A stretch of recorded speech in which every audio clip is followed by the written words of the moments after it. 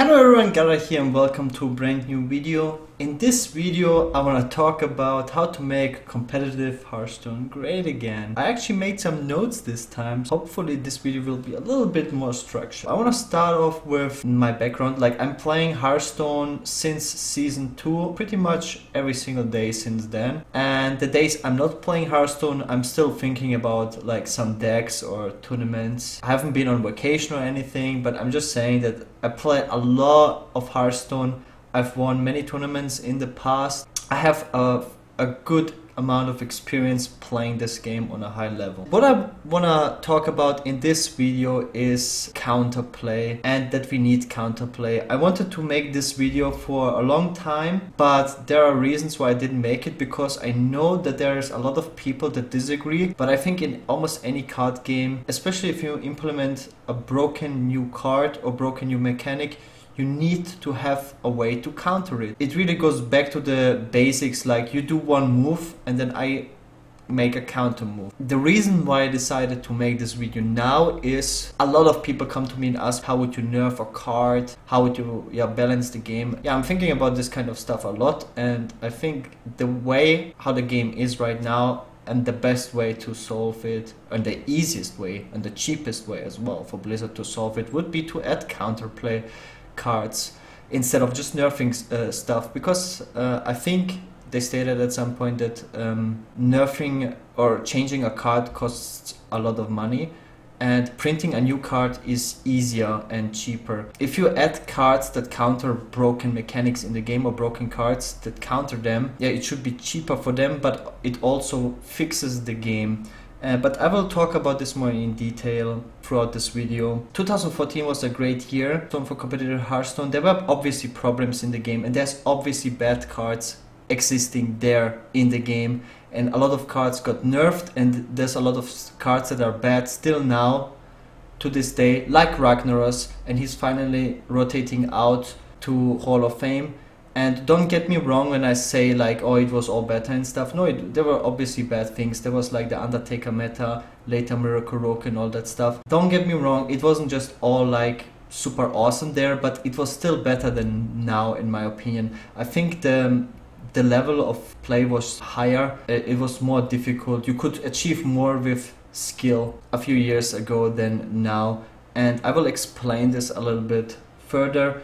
What you could do back then, and let's start this with what I did myself. Like, Ragnaros was a super, you can imagine people are playing Ragnaros now in so many decks. Before all existing expansions, you can imagine how powerful Ragnaros was back then, right? Ragnaros was played in almost every deck if you didn't play like a face deck per se. What I did, for example, like also in tournaments that I won, like the very first DreamHack, I played Faceless BGH as a counter to Ragnaros, because it doesn't matter how powerful Ragnaros was, there were tools in the game to kill a Ragnaros for much less mana. This is like another example where you can see that people, Blizzard, I don't know who it is, that doesn't like BGH as a card, because they ended up nerfing that card, right? And then we had to play other counterplay cards instead of BGH, like Mulch. And Mulch is a really bad alternative, because it gives your opponent a random minion. On average, this random minion costs 3 mana or less, but you have games where your opponent gets, let's say, a Tyrion. You kill a big minion and then he gets a Tyrion instead. And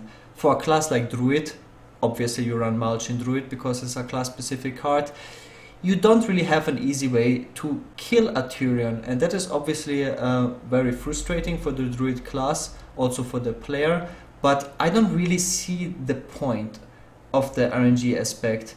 Is it really fun to watch? Like, for who is really enjoying this? Like, I had games, also I've seen games where right when BGH was nerfed during that time, Sea Giant Zoo was a popular deck, and I've seen a Druid using Mulch on a Sea Giant, and then the Zui player got the Sea Giant back and then just replayed the Sea Giant for 2 mana the next turn. Obviously the Druid player ends up losing that game. This is why I think Mulch is a much worse card than BGH. You play BGH, you kill the minion, he doesn't get like a new minion that just wins him the game. This RNG aspect in competitive play, you have to run those counterplay cards, because like you cannot just play a minion into his 2 mana Sea Giant and then, you know, trade it off. It doesn't work like that. It's not arena if you play ranked. yeah, this is one of the things like I did also later on with Kazan Mystic when Freeze Mage was a very powerful deck. What you could do, you could anticipate people bringing Freeze Mage to a tournament, then you could tech Kazan Mystic. Kazan Mystic was like, yes, a lot of people complain about Freeze Mage and it has like zero interaction, but there were ways to counter it. Kazan Mystic was the best way to hard counter it, right? You just deal the ice block, you don't just destroy it, you take it. That's like, the swing is ridiculous. And yeah, I think those cards were really good. And the reason now why I decided to make this video is not just because I think this is a great way, an easy way to fix a lot of the stuff, but also nobody's complaining about Harrison Jones, for example. I was thinking about what is the best card in Hearthstone, and in my opinion it's Harrison Jones, because I think the stat line is really great. It's not overpowered, it is slightly below average, it's a tech card. It is a drawback to play him if the meta doesn't play weapons, so you don't include Harrison Jones. It counters if weapons are getting too powerful. The reason why Harrison Jones didn't see much play when Pirate Warrior was dominating the ladder or Aggro Shaman is because it's too slow. It's not a real counterplay if you die on turn 5 or turn 6. The turn you play the Harrison Jones to kill, let's say, an Arcanite Reaper is not a counterplay if you die the following turn. It's a bad counterplay. A good counterplay would be Ooze, because then you use the Ooze for, let's say, a Vorax. But Ooze is a much weaker counterplay card because the stat line is really weak because of the power creep over the years for 1-drops, 2-drops, 3-drops. And yeah, the stats are getting weaker. Maybe in the very beginning of time Ooze was a nice counterplay, but you also don't get like an additional advantage, like you don't get a card draw or whatever. But another thing is that Warrior plays so many weapons that if you Ooze an Enzo First Mate, they just equip a Vorax. If you Ooze the Vorax, it can win you the game. That's like the best situation, but they can just equip like another weapon and then buff that weapon and so forth. You cannot just Ooze every weapon. And right now the decks you could tech and Ooze in were like Dragon Priest and the Reno decks, and in the Reno decks you play only one Ooze, and that is not very consistent to draw this one Ooze turn 2 when they have the weapon, because sometimes they just go for a completely different opener, like with the Frothing Berserkers into like more minion floods and so forth. Their Ooze is just, they're not so powerful, especially if they just kill it with a South Sea deckhand. I'm just saying that over the years counterplay got much worse and we got less counterplay cards. You cannot make the counterplay cards too strong. Like Lortep was a great card, but it was too strong. Like if a card has like no drawback, the counterplay card can't be overpowered stat wise. Like Lortep was a minion 5, it had 5 attack, 5 health for 5 mana, which was at that time really powerful. It contested all other 5-drops. Sludge Belcher was a common 5-drop. Azure Drake, you have better stats than all those minions, all those alternatives, but you have a huge upside, right? The card was just too powerful. It was auto-included in all decks, and that was the thing with BGH. And this is why I hate, like, the nerf of BGH was to make the card unplayable. Like, why nerf it by 2 mana? The problem why BGH was nerfed is it was too strong for 3 mana. It could kill a big minion, you could develop your own minion, and the stats were too strong for 3 mana. What BGH could do for 3 mana was just too strong. This is why it's important to really well balance those counterplay cards. Like, let's say the 6/3 minion that kills a beast, like awful stats, but if Beast would ever dominate the meta, you would play that card to counter Beast, just as an example. You would never run this card if Beast would not dominate the meta. And this is why I think counterplay cards are really good. And even cards like Deadly Shot or Freezing Trap are counterplay cards that were really powerful back then. For example, for Miracle Rogue. Back then, Miracle Rogue much more relied on Auctioneer Conceal, right? Obviously, it was cheaper, it was easier to pull off, but you could counter it more easily, and it won you the games more times when you counter it. Like, let's say you could set up a Freezing Trap and protect the Freezing Trap, because Rogue didn't play any 1-drops back then. It was usually just SI7 agents and then Azure Drakes and Auctioneer and then Leroy Shadow Steps, and then you could like protect yourself from a big Leroy combo from just protecting your Freezing Trap, but you could also kill an Auctioneer with a Deadly Shot. Like, you could kill the minions and set up a Deadly Shot clear for the Auctioneer if it comes down. But now if you play a Freezing Trap, you can just trade it off with a Patches. Freezing Trap is like now one of the worst cards in the game, and this is maybe like a goal by Blizzard too, that the same cards don't see play all the time. But when you really think about it, they stated that Druid will always have wild growth and innervate, and if it's okay for a Druid to always play ramp for the eternity of time, why is it not okay that we have some counterplay cards that they always see play? Like, let's say Deadly Shot. What's the issue with that? But as I mentioned, Deadly Shot is a super bad card. It's bad versus Jades. It doesn't counter an Auctioneer Conceal or Questing Conceal, whatever. Because there's so many 1-drops that a Rogue runs nowadays. Rogue got much stronger. The Rogue got additional 4-drops like the Tomb Pillager. Rogue doesn't rely on the Auctioneer Conceal as it did before. This is why it even wouldn't be such a good counterplay, even if you pull it off, because Rogue doesn't need that as a win condition. Ragnaros is now more a problem because there's much less efficient tools. I want to bring this example one more time, because back then, for example, when I played Faceless BGH as a counter, yes, it's a 2-card combo, it's harder to pull off than just play the Rag. It's more efficient to just play the Rag, but since so many people played the Rag, I knew at some point they will play the Rag to try to snipe my minion. Let's say my Rag.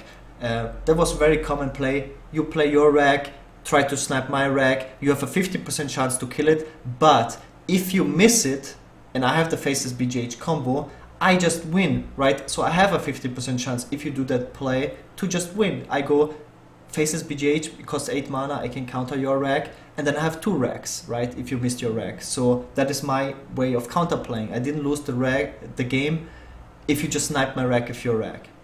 Back then. Now, since we don't have a BGH, it's much harder to kill it if we run cards like Mulch to deal with a Rag, and then you could get another Rag. Yes, it's a very small percentage, but it still exists, that you just get a powerful minion back, and then I cannot run you out of resources this way. It's a very bad counterplay, and counterplay got much worse over time, and we had much less counterplay over time, and this is where I think where the competitive aspect of the game suffered a lot.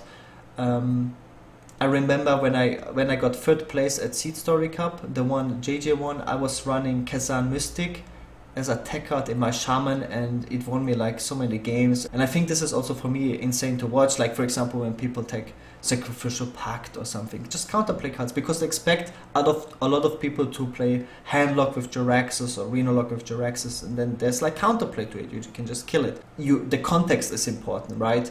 Jaraxxus is a 9 mana card, and you have 15 HP and you lose to, if your opponent keeps burn damage, there's like some form of counterplay to Jaraxxus to just kill the opponent after he played Jaraxxus.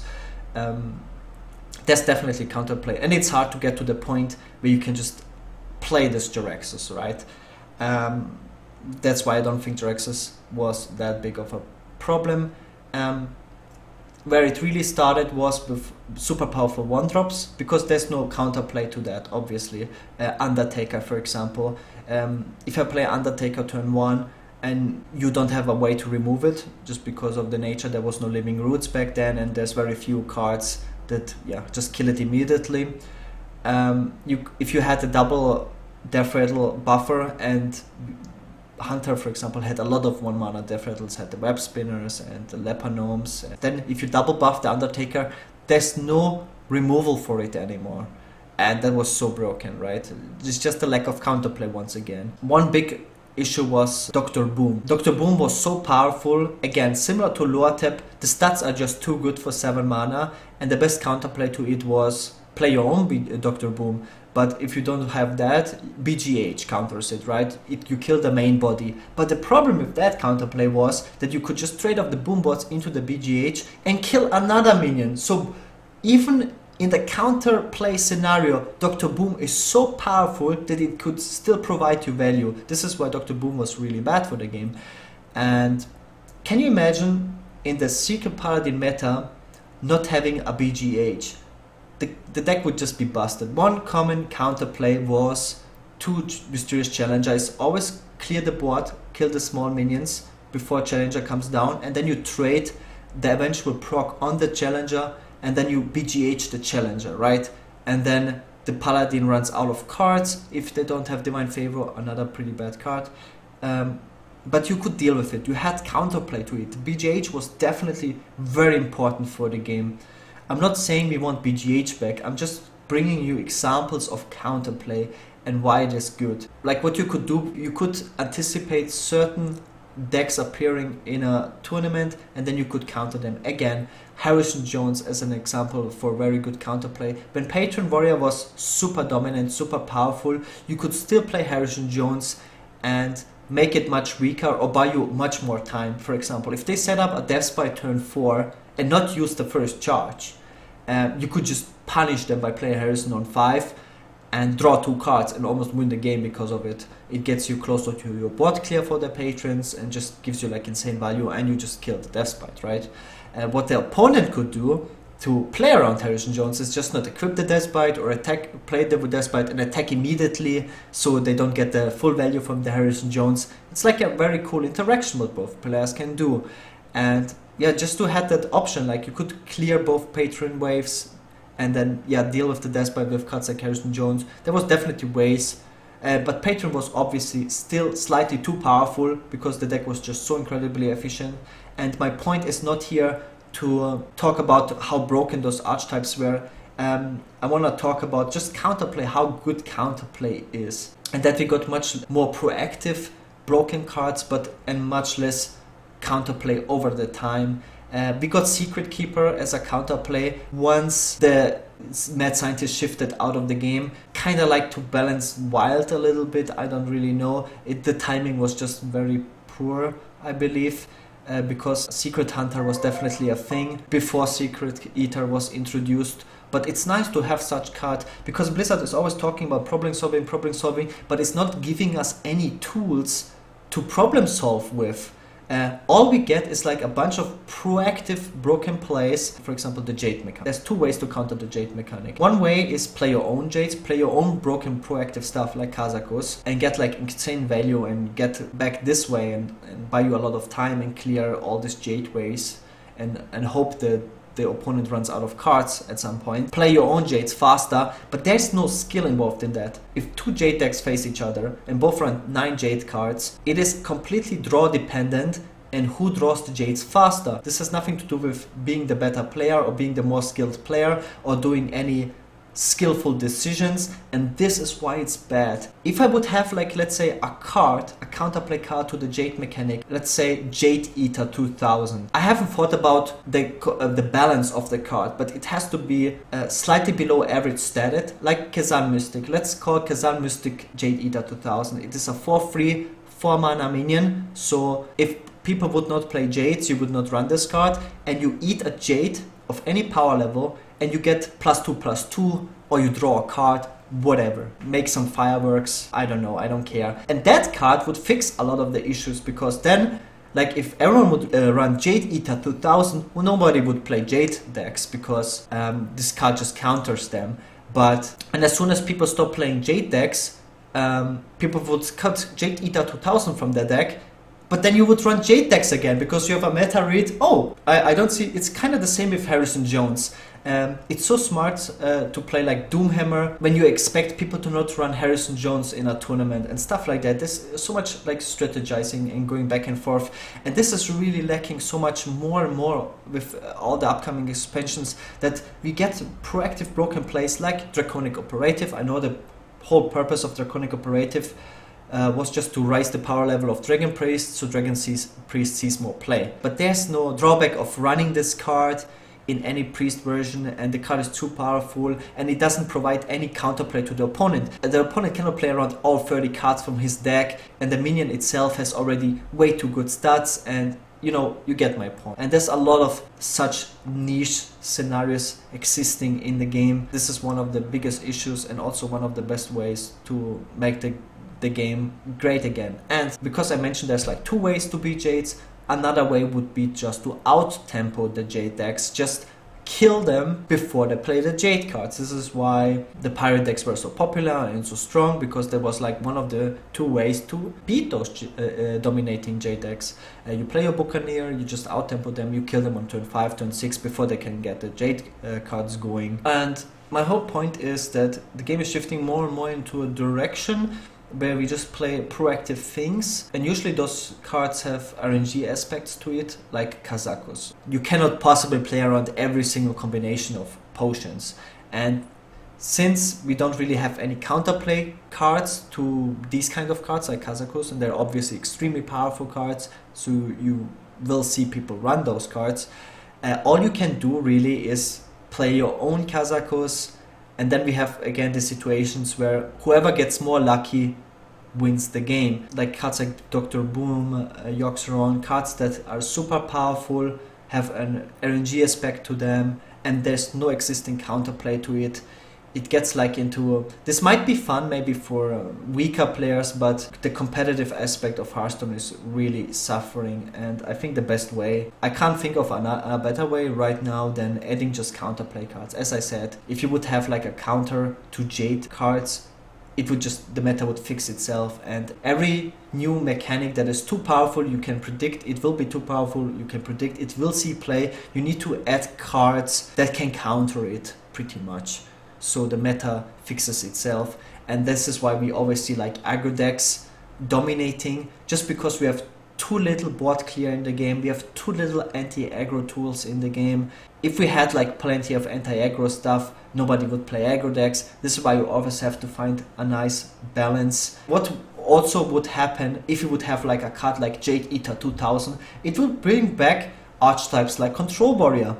If you have Jade Eater 2000, you can add that in your Control Warrior deck, and yeah, just get ahead on board, play like a more mid-rangey version of it with minions, and get like a huge tempo swing by playing that card. And you could add that in so many different decks, and you could play so many different decks because you have counterplay. And excuse me for my rambling in this video, hope you enjoyed this video regardless, and I hope I got my point across. I hope you guys liked it, and if you like this video, if you agree with me, give me a like and share it. Also, if you disagree, let me know in the comments. I always read all the comments, and thanks so much guys, and see you guys next time. Peace.